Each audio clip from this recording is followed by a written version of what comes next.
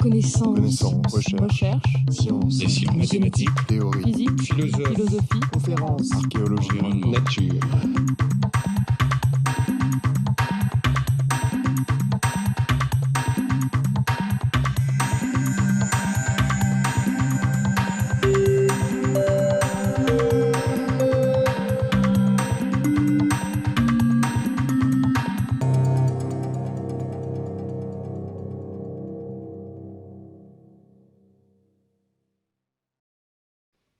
Merci. Donc, intuition écologique. L'intuition écologique est censée faire porter l'attention sur le long terme par rapport à la raison, avec des points d'exclamation. La raison économique met beaucoup d'emphase sur le court terme. Et ici, nous allons parler des mêmes sujets que tout à l'heure, mais d'un point de vue différent. Donc, tout d'abord, voici les généralités sur les taux d'actualisation et oublions les généralités pour essayer de traiter de la problématique en termes simples, plus simples que dans la vie réelle et plus simples que dans la présentation de Martine. Mais essayons de voir cela avec un point d'emphase différent. Donc, dans un monde simple, il y aurait deux types de biens. Les biens agrégés de consommation, qui sont en quantité, le petit x. Et les deuxièmes types de biens, c'est ce qu'on appelle l'environnement ou la qualité environnementale. Et la qualité environnementale est un agrégé également de diverses composantes, mais ici, nous allons le prendre comme un chiffre, un indicateur unique, désigné par Y. Et la différence entre ces biens sont les suivantes. Les premiers peuvent être multipliés alors que le second est en quantité fixe, c'est ce dont nous disposons sur la planète. Donc, le poids appliqué au changement climatique est quelque chose que nous devrions aborder. Nous verrons si nous avons le temps. Donc, ce type de modèle est quelque chose que j'ai étudié dans un article en 2004 et avec Thomas Sterner et plus récemment Christian Gebrier en 2007 et très récemment, on fait référence à un contexte similaire. Donc, par rapport à mon article de 2004, je vais modifier quelques points. Notamment, je vais parler d'un point de vue d'optimisation. Et donc, je vais décrire utilisant 4 paramètres. Le premier paramètre étant R. R étant une statistique, en résumé, décrivant le possible. Et la vue de ce qui est faisable est très simple. C'est un modèle dit AK. Et dans ce modèle AK, si vous investissez 1 aujourd'hui, vous obtiendrez 1 plus R demain. R est identique à travers le temps et est fixe. Donc, aucun débat sur le taux d'actualisation standard. Il est donné dans ce modèle. C'est sans doute une vision un peu simpliste du monde, mais cela nous permet de comprendre ce qui se passe. Maintenant, nous devons décrire l'inquiétude relative vis-à-vis de l'environnement ou pour les autres biens, pour la planète ou pour les biens artificiels que nous produisons par nos technologies. Et on dit qu'au temps T, le temps T étant associé à une génération, donc l'utilité de XT et de YT ont une forme ici, c'est la constante d'élasticité de la fonction, et Thomas en a parlé tout à l'heure. Et qu'est-ce que sigma? Eh bien, sigma, c'est l'inquiétude pour l'environnement. Je suppose que Y sur X décroît de 1%, c'est un niveau fixe de consommation, alors la volonté de payer pour unité d'augmentation de qualité de l'environnement est de 1 sur sigma %. Ça, c'est le second paramètre. Le troisième paramètre est en lien, et on en a beaucoup parlé ce matin, c'est celui qui était appelé état. Ici, je l'appelle sigma prime. On va dire que pour cette utilité mesurée tout à l'heure, il y a un paramètre d'élasticité lié au caractère imprévisible, à l'incertitude. Donc, sigma prime est un ingrédient essentiel de nos discussions. Donc, il est en lien avec l'utilité agrégée et pas avec le bien de consommation. Et enfin, tout dernier paramètre, c'est le taux pur de préférence. Et là, je vais être un tout petit peu plus explicite. Donc, je répète, nous avons deux types de biens, les biens privés qui peuvent être multipliés sans limite, et nous avons la qualité, la quantité des biens environnementaux qui est fixe à travers le temps. Donc, nous avons là deux paramètres extrêmes. Pourquoi? Parce que la croissance ne va pas détériorer l'environnement dans ce modèle. La qualité de l'environnement reste fixe, même si vous avez une croissance très rapide, qui, bien entendu, serait à l'encontre de mon point de vue, mais je préfère prendre cette option-là. Maintenant, l'élasticité de la substitution entre le bien privé et le bien environnemental, peut-être que ce chiffre sera supérieur ou inférieur à 1. Mais rappelez-vous que 1 sur sigma mesure l'inquiétude par rapport à l'environnement. Donc, si vous avez sigma inférieur à 1, cela veut dire que l'inquiétude est supérieure. Et en réalité, si vous regardez ce monde, il y a des différences en fonction de si sigma est inférieur ou supérieur à 1, et en particulier sur le long terme. Nous verrons cela au niveau des résultats. J'arguerai du fait qu'il y a des continuités au niveau de sigma sur 1, mais pas énorme. Et enfin, ce nombre est incertain. Nous ne savons pas si ce bien environnemental est si bien pour nous, je vous le dirai à la fin. Donc, sigma prime, je l'ai dit, vous pouvez une fois, 5 fois. On rediscutera de ce facteur plus tard. Et enfin, vous avez le taux pur de la préférence temporelle est utilisé par l'organisateur, le planificateur social. L'arbitrage entre les générations est fait par cet acteur et qui va utiliser cette exponentielle moins delta D, donc de la génération T, avec le facteur de l'infini. À mon avis, ce chiffre devrait être proche de 0 parce que nous avons un point de vue normatif. Si vous avez un delta I où vous vous inquiétez pas de l'avenir de la planète au bout de 200 ans, là, effectivement, votre point de vue va être différent. Donc, le point de vue éthique étant le taux de survie de la planète. Maintenant, quelles sont les questions? Ces symboles sont bien définis. Et alors, en ce moment-là, on peut répondre à une autre série de questions. La situation de référence étant que la qualité de l'environnement est fixe dans le temps. Et ensuite, deux questions sont soulevées dans l'article. Les règles qui sont sous-jacentes à l'analyse coût-bénéfice à la marge de la situation optimisée. Cela ne signifie pas que nous n'allons investir quoi que ce soit. On se demande combien on est prêt à payer pour un investissement qui va produire une meilleure qualité, une amélioration de la qualité de l'environnement à une date de 150. Voilà, c'est le type d'analyse coût-bénéfice que je préconise. L'autre question corollaire, c'est le principe de précaution, ou les principes de précaution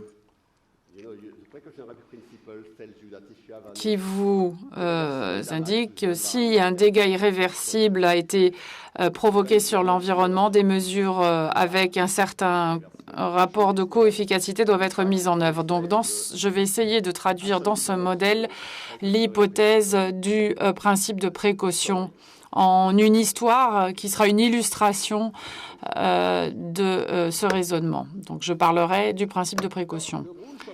Les règles de l'analyse coût-bénéfice sont assez simples pour les produits privés. On connaît le taux d'actualisation. On va utiliser ce taux standard de 4% dans certaines de nos simulations, par exemple. Et pour le bien environnement, il y aura un effet prix relatif.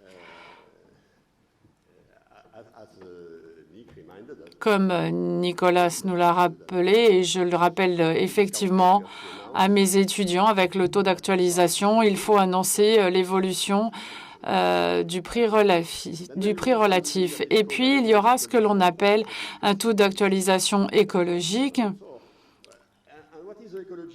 Alors, quel est ce taux? C'est quelque chose qui est lié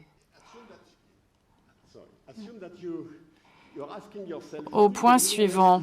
Vous vous demandez quelle est l'intention de payer de la génération zéro vous-même pour une amélioration de la qualité environnementale en marge de la situation avec epsilon d'amélioration.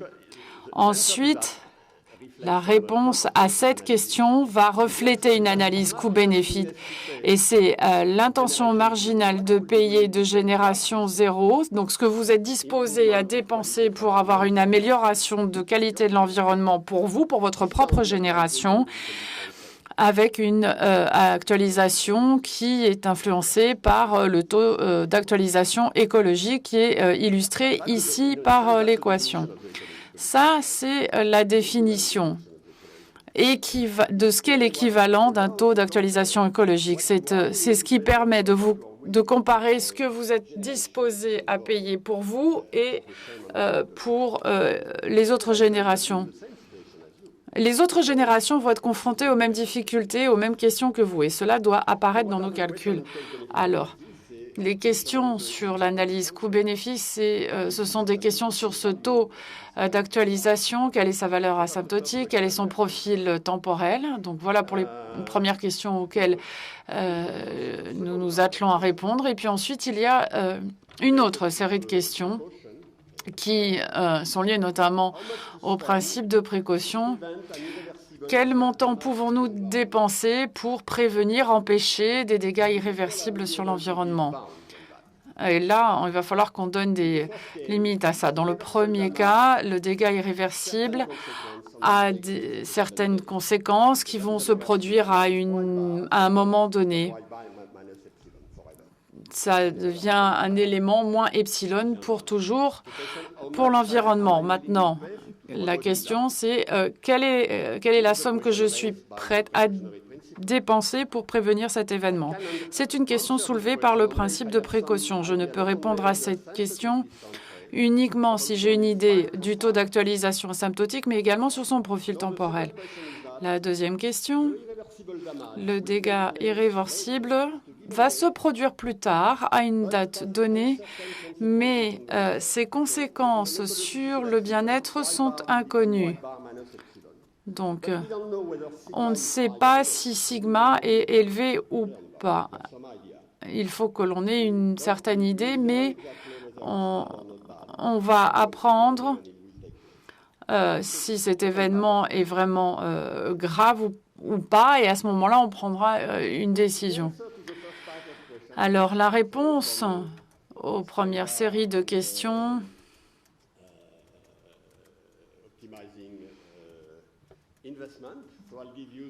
donc repose sur certains facteurs. Et comme je vous l'ai dit tout à l'heure, les résultats dépendent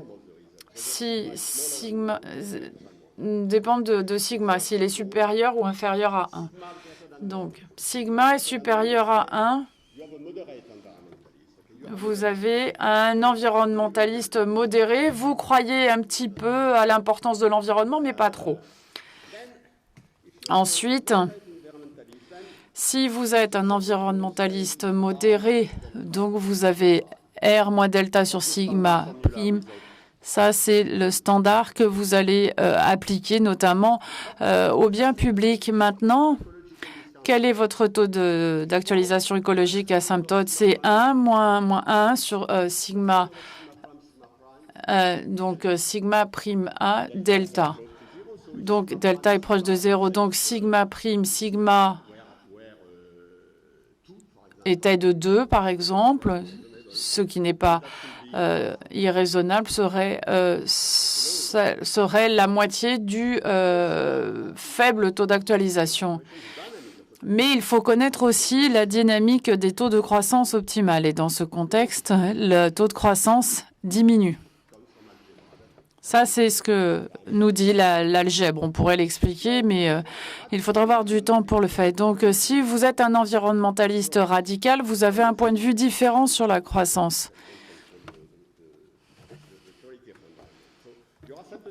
Donc, votre taux de croissance asymptotique, c'est sigma R moins delta, plus votre taux d'actualisation écologique asymptotique, qui est delta. Donc, à long terme, ce taux va être égal à la préférence temporelle. Et ensuite, pour la dynamique des taux de croissance optimale, vous voyez que la croissance augmente. La dynamique est importante si vous voulez répondre aux questions qui ont été posées.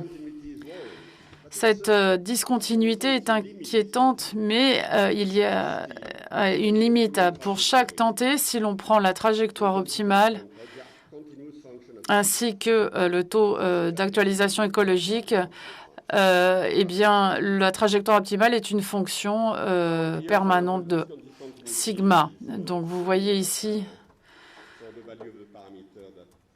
la valeur des paramètres raisonnables qui a été envisagée, 0,1% pour un taux d'écologie. Vous avez un sigma inférieur à 1 et on atteint 1,5% avec cette discontinuité. Maintenant, ce qu'il nous faut savoir pour répondre aux questions suivantes, c'est quel est le profil du taux d'actualisation écologique. Premier cas, sigma est supérieur à 1 et Arte augmente et revient à 1 moins delta sur sigma prime sigma. Et si sigma est inférieur à 1, sigma supérieur à 1 étant le graphique du bas et sigma inférieur à 1 est le graphique du haut, il y a une diminution. Il se convertit au temps d'actualisation écologique et il en suit la forme. Pourquoi ce graphique? Eh bien, pour ces valeurs paramètres, vous pouvez voir, en tout cas si vous voyez bien les chiffres, que sur 3 à 4 siècles, le taux d'actualisation avec sigma 1 inférieur ou supérieur à 1 pendant plusieurs siècles ne présentait pas beaucoup de différences. Certains augmentaient et diminuaient au fil du temps, mais au début, ils étaient assez proches. Donc ça, c'est la première remarque. Maintenant, je peux essayer de répondre à la question. La première question, l'on envisage un dégât irréversible sur l'environnement, Y moins epsilon. La génération 0 est prête à payer X somme pour éviter le dégât pour elle-même. Donc, ça peut être X par an. Alors, combien sommes-nous prêts à dépenser en tenant compte des autres générations? La réponse est MX avec M supérieur à 1 parce que X étant ma propre génération. Réponse, dans l'ensemble des cas, et bien entendu, tout dépend des valeurs de sigma, sigma prime. C'est une formule générale, mais considérons qu'il s'agit d'une formule générale. Si vous regardez le chiffre, 1 égale 1 moins sigma prime sur sigma, plus R plus 1, plus sigma, sigma prime, delta. C'est un taux d'actualisation fantôme qui est même beaucoup plus bas que le taux d'actualisation standard. Et un dégât irréversible sur l'environnement, c'est un élément perpétuel sur l'environnement. Vous avez... c'est un concept qu'on utilise en finance, et ici, c'est la même chose, c'est à perpétuité. Donc, on va le considérer éventuellement comme un élément de R, ce qui est vrai si l'on prend le prix fantôme, le taux d'intérêt fantôme, qui va être inférieur au taux d'intérêt réel, et M est supérieur à 1 sur A. Si le dégât se produit dans 100 ans, il faut le multiplier, il faut l'actualiser à partir du taux d'actualisation écologique, peut-être en le divisant par 2. Et il y a ici un certain nombre de chiffres, de calculs que vous trouverez dans l'article. Ces chiffres montrent que notre limite est plutôt bonne. Elle n'est pas mauvaise si l'on calcule la valeur réelle.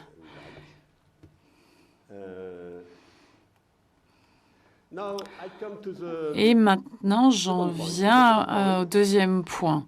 Donc, je vous rappelle, dans le premier point, nous avons pu affecter une valeur à ce qu'était l'analyse coût-bénéfice de l'adoption d'un principe de précaution. Deuxième point sur le principe de précaution, on ne connaît pas sigma. Sigma est inconnu. On ne sait pas si l'environnementaliste radical ou si c'est le modéré qui a raison. On sait qu'à un moment donné, un accident va se produire et que ça va être epsilon comme conséquence. On ne sait pas qui a raison des deux acteurs, le radical ou le modéré. Mais ce qui est entre les deux, on ne le connaît pas non plus. On doit donc optimiser sans savoir sur une période de 100 ans. Et ensuite, on se pose la question suivante. Quelle est la somme que nous sommes prêts à dépenser pour éviter cela sans savoir ce qui va se produire? Et une fois encore, ce que nous sommes prêts à dépenser dépend de notre propre probabilité multipliée par M. Et ce que nous montrons dans l'explication ici, mais je pense que le schéma nous aidera plus, sigma est ici supérieur à 1 ou inférieur à 1. Ça, c'est le cas péjorant, où l'environnement est beaucoup plus important que ce que l'on imagine. Donc, vous avez ici ce taux d'intérêt fantôme qui apparaît, qui reste encore relativement élevé et qui diminue fortement lorsque vous avez un petit sigma. On s'approche de delta.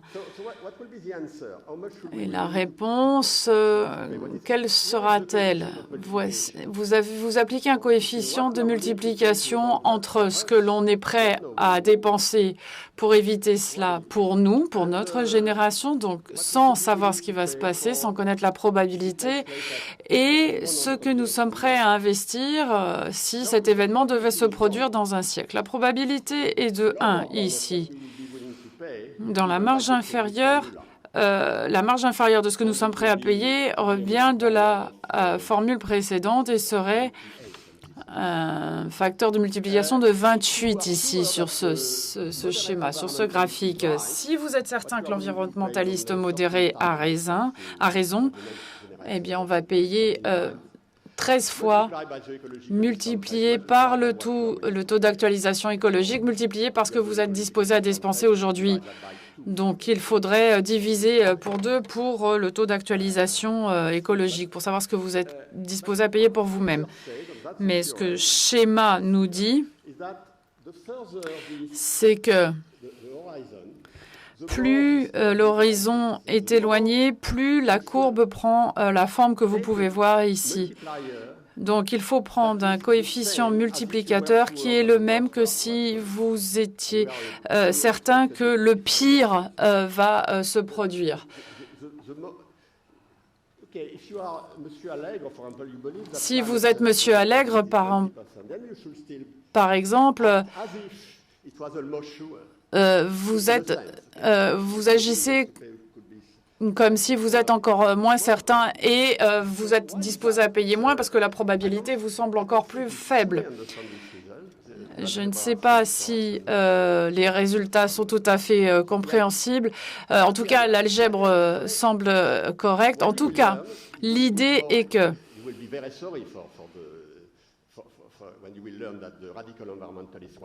si vous apprenez que l'environnementaliste radical avait raison, vous allez être très déçu et la société va forcément changer correctement. Mais si la probabilité est très élevée, mais en même temps, vous pouvez avoir consenti tous les efforts et toute l'adaptation nécessaire pour l'éviter. Maintenant, si vous ne croyez qu'à une faible probabilité, ce que vous avez fait au 1er siècle sera très éloigné de ce que vous auriez dû faire. Donc, votre préoccupation pour les générations suivantes va augmenter. Et c'est pour ça que la courbe va prendre cette forme. Je vous remercie de votre attention. I'll thank Roger twice. Eh bien, je voudrais remercier Roger à 2 reprises. Tout d'abord pour m'avoir invité à discuter de cet article et deuxièmement pour avoir écrit cet article que j'ai beaucoup de plaisir à commenter.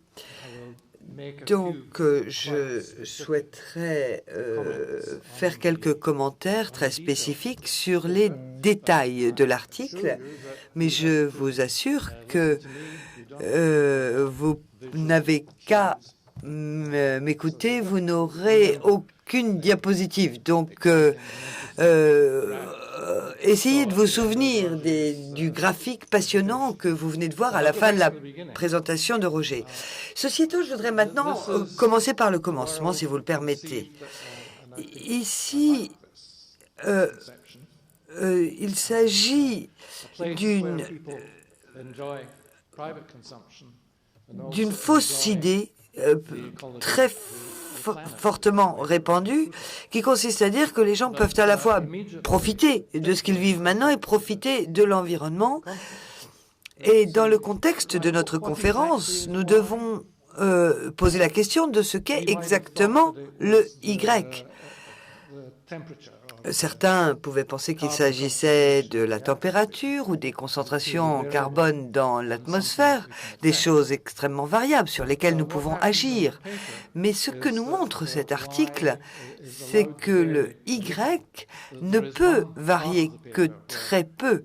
Il n'y a qu'à un moment dans l'article que Y décline de manière exponentielle. Mais si j'ai bien compris cet article et la plupart de l'étude, Y est maintenu à un niveau constant, sauf qu'il y a une question de politique. Devrions-nous l'améliorer ou que nous importe, dans quelle mesure nous importe une détérioration, une dégradation? Et je pense que c'est là la difficulté dans l'approche de l'article et des résultats. Mais le premier point sur lequel je souhaitais revenir, bien entendu, c'est poser la question des spécifications par rapport au modèle. Bien entendu, il fallait un modèle à peu de paramètres, et ça, les auteurs ont le bon nombre de paramètres, parce qu'il est possible de les négliger pratiquement tous et de se concentrer sur les sigmas, le premier sigma qui est substitution et le second qui est essentiellement l'état de la fonction des utilités. Mais ça, c'était le premier point qui m'a laissé un petit peu hésitant. Comment est-ce que je sais ce que sont les fonctions d'utilité des personnes? Je regarde ce que je fais moi et je vois toutes sortes de fonctions d'utilité que les économistes ont tendance à utiliser, mais je ne pense pas que ceci ait été bien établi. En revanche, la fonction d'utilité qui est utilisée dans cet article est très différente et c'est un aspect très important par rapport à tout ce que nous avons tendance à utiliser. Parce qu'en introduisant un Y ici, il n'est plus vrai que l'utilité est homogène. au niveau de la consommation privée. Et ce simple fait doit nous rendre hésitants, pour le moins. J'aurais préféré un modèle avec la fonction d'utilité comme fonction homogène ou exponentielle de la consommation privée. Mais je pense qu'il est tout à fait plausible d'avoir une consommation privée qui soit homogène ou exponentielle.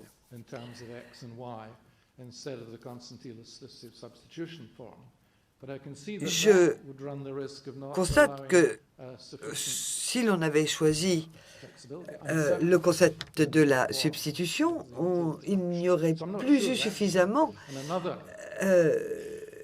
de levier sur cette fonction. Donc, on aurait pu faire un choix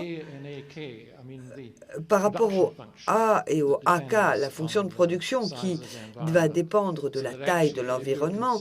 Et si vous considérez d'opérer des changements au niveau écologique ou si vous voulez évaluer l'écologie, il faut considérer les impacts que cela aura sur la production. Ce qui me semble supérieur, mais pas forcément supérieur, mais j'aurais aimé connaître la position des auteurs par rapport à cela. Ceci étant, je considère que le fait que la fonction d'utilité ait un format particulier et le fait que l'écologie soit important entraîne des écarts très significatifs par rapport aux homogénéités que nous sommes habitués à utiliser lorsque nous réfléchissons en termes d'analyse coût-bénéfique. Les auteurs ont raison de dire que la manière de mesurer Y n'a pas un impact considérable et que vous avez...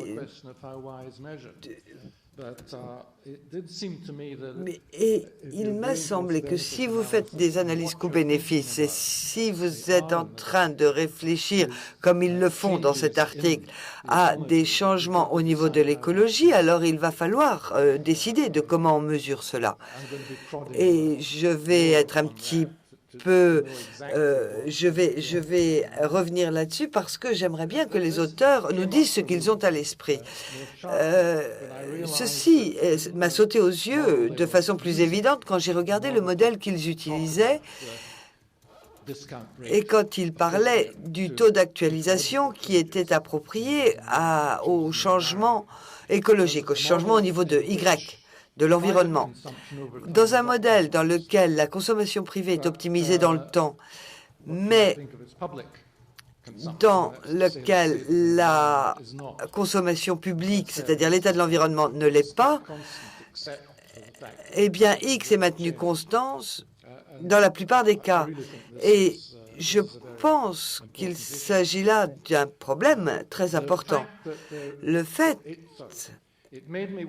Cela m'a fait me poser des questions, notamment pourquoi la consommation privée était optimisée. Parce que si vous réfléchissez que l'objectif de cet article est d'expliquer aux gens qu'il est fort probable qu'il y ait une grande valeur à augmenter la valeur de l'environnement, et ce combiné à l'incertitude par rapport à notre goût et notre goût futur pour l'environnement, alors ce que vous faites, c'est que vous fournissez des chiffres qui disent, eh bien, voilà quelle sera la valeur marginale de l'amélioration de l'environnement aujourd'hui pour le futur.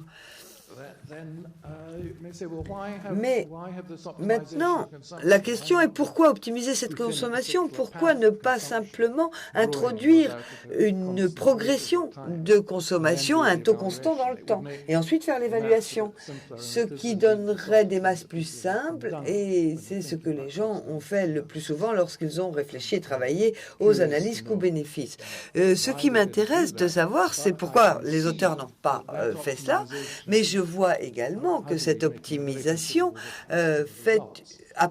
entraîne une différence significative au niveau des résultats. Donc, pourquoi l'avoir fait? Bien sûr, je suis en faveur, mais je suis également en faveur de la réflexion sur l'optimisation de l'environnement. En d'autres termes, tout ce qui concerne les politiques qui vont permettre de contrôler le changement climatique et qui nous rassemblent aujourd'hui.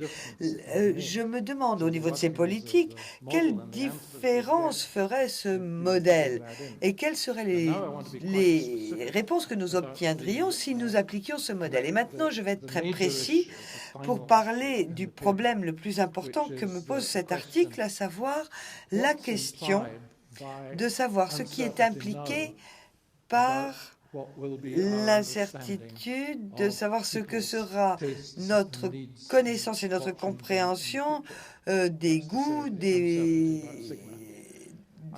personnes à l'avenir, c'est-à-dire l'incertitude au niveau de sigma. Et pour moi, c'est quelque chose de très important. Comment pouvons-nous traiter de cette incertitude dans notre modèle? Parce que, très vraisemblablement, et dans une grande mesure, cette incertitude se trouvera résolue au fur et à mesure du temps. Et c'est là une des très belles caractéristiques du modèle et dont nous avons entendu parler dans les articles précédents. Mais nous avons cette très belle idée selon laquelle nous allons regarder ce qui se passe comme si l'incertitude allait être résolue à une date particulière. Donc, s'il y avait optimisation de l'environnement ainsi qu'optimisation de la consommation, alors on pourrait dire très directement, à telle date, lorsque sigma sera révélé, parce que à ce moment-là, il y aura un changement dans l'environnement et on est en mesure de dire l'importance de ce changement. Mais donc, c'est la notion de la révélation du sigma. Mais là, je me dis, c'est qu'il y a une fonction d'utilité dérivée à ce moment-là dans le temps qui permet de définir l'état de l'environnement à ce moment-là et au moment de la révélation de ce qu'est sigma. Et la question est de savoir quelle est la dérivée de cette fonction par rapport à l'environnement, à l'écologie, et quelle sorte de fonction s'agit-il pour sigma, pour le paramètre qui était incertain et qui maintenant devient certain.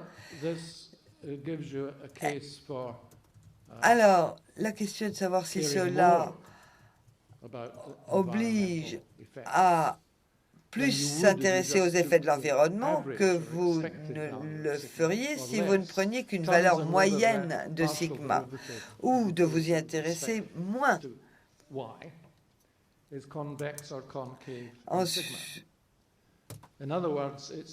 Donc, en d'autres termes, et en termes généraux,